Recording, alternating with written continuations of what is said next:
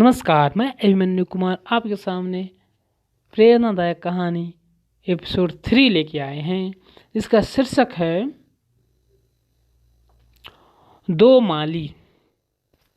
यह एक ऐसी कहानी है जो बच्चों और माता पिता दोनों को ही एक अच्छी सीख दे सकता है। बच्चे बहुत कोमल व संवेदनशील होते हैं और कई बार आप एक अभिभावक के रूप में यह तय नहीं कर पाते हैं कि स्वतंत्रता की रेखा कहाँ तक खींचनी है। ठीक है, तो इस कहानी को देखते हैं। दो माली नामक शीर्षक की कहानी है।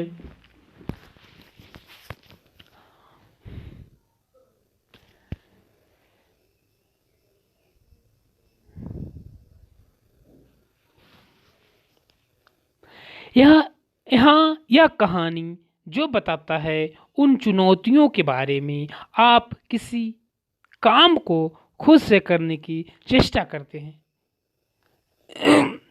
एक बार दो पड़ोसी थे जिसके पास अपना अपना बागान था और वे उसमें पौधे उगाते थे।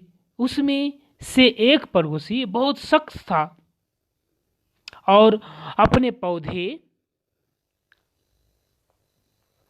की ज़रूरत से ज़्यादा देखभाल करता था। दूसरा पड़ोसी उतना ही करता था जितने की आवश्यकता थी, लेकिन वह पौधे की पत्तियों को अपनी मन मर्जी दिशा के बढ़ने देता था। लेकिन वह अपने पौधे की पत्तियां को अपने मन मर्जी दिशा में बढ़ने देता था। एक शाम बहुत बड़ा तूफान आया जिसमें भारी वर्षा हुई। तूफान में कई पौधे को नष्ट कर दिया।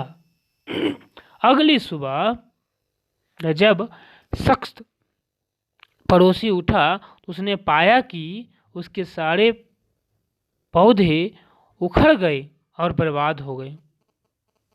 वही जब दूसरा पड़ोसी उठा तो उसने पाया कि उसके पौधे अभी भी मिट्टी में मजबूती से लगे हुए हैं।